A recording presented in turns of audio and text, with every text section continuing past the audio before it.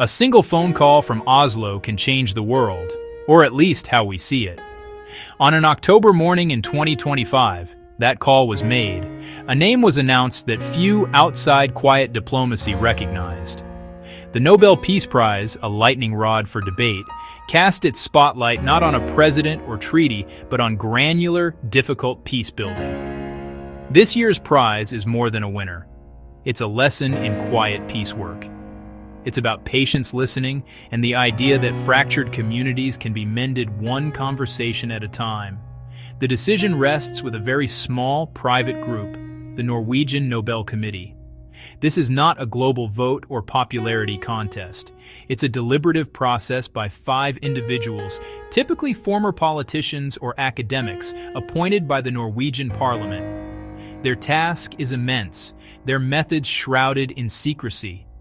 They interpret Alfred Nobel's century-old will, which called for work for fraternity between nations, the abolition or reduction of standing armies, and the holding and promotion of peace congresses. Today, that means finding people or organizations who reduce violence, build bridges between enemies, and champion human rights. The journey to the Nobel Peace Prize begins long before the world tunes in for the October announcement. It is a nearly year-long process, guarded by a 50-year secrecy rule on nominations and deliberations. The cycle starts in September of the preceding year. The committee sends out thousands of invitation letters to qualified nominators.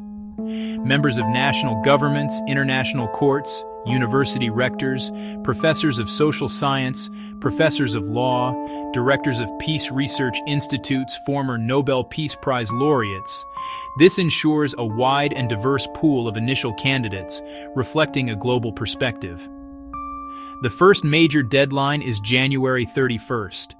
By this date, all nominations must be submitted. Committee members can also add nominations at their first meeting after the deadline. In 2025, this produced a list of over 300 candidates, well-known public figures, grassroots organizations. From February to March, the staff compiles and vets the long list, creating a shorter, more manageable shortlist. Deep research begins, commissioning reports from permanent advisors and country-specific experts. Spring and summer are intense months of study and discussion. The committee meets roughly once a month to review reports and debate each candidate.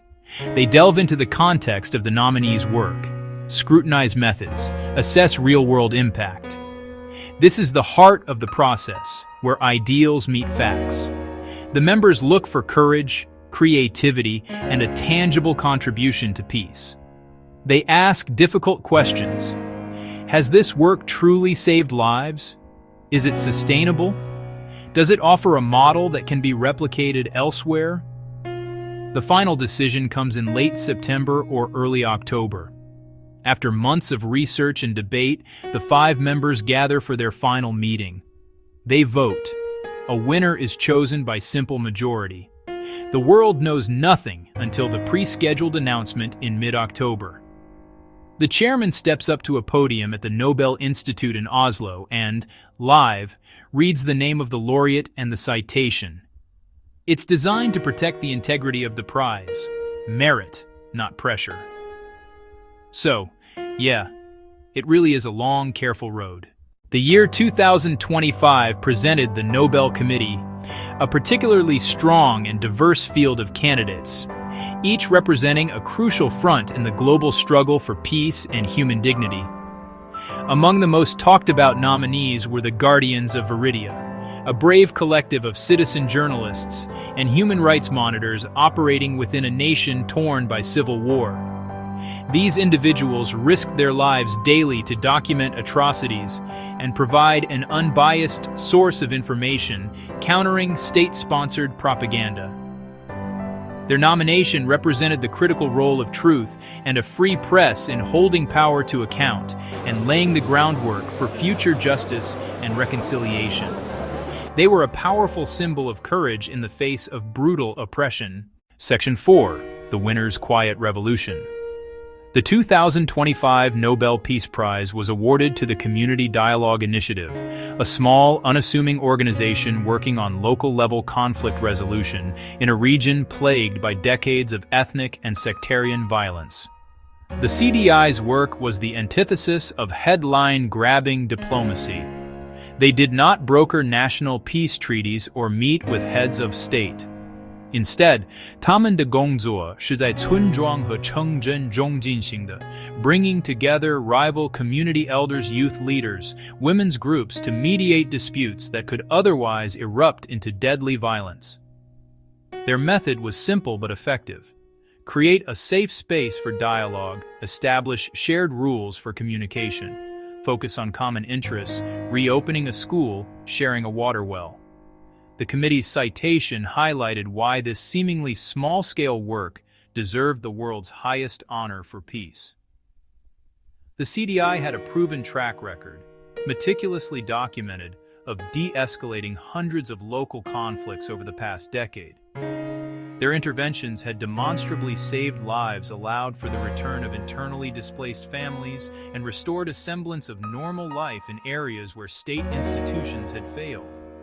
The committee saw this not as a collection of small victories. The announcement of the Community Dialogue Initiative as the 2025 Nobel Peace Prize laureate was met with a wave of reactions, ranging from heartfelt praise to questions from those unfamiliar with their work. For many in the human rights and conflict resolution communities, the choice was a cause for celebration. It was seen as a much-needed recognition of the frontline peacemakers who toil in obscurity. The United Nations High Commissioner for Human Rights issued a statement. This honor gives new hope to a generation of local mediators. It affirms that the most important work for peace often happens far from the corridors of power, in the hearts of communities themselves. A prominent young climate activist, who had been considered a nominee, tweeted her support. A huge congratulations to the Community Dialogue Initiative. We see that small actions win big change. Their work reminds us that every conversation matters, and that building trust is the foundation for all other progress. Of course, the decision was not without its critics. Some commentators argued that the prize should have gone to a more high-profile nominee. Others questioned whether the CDI's local model could truly address the systemic drivers of conflict, such as corrupt governance,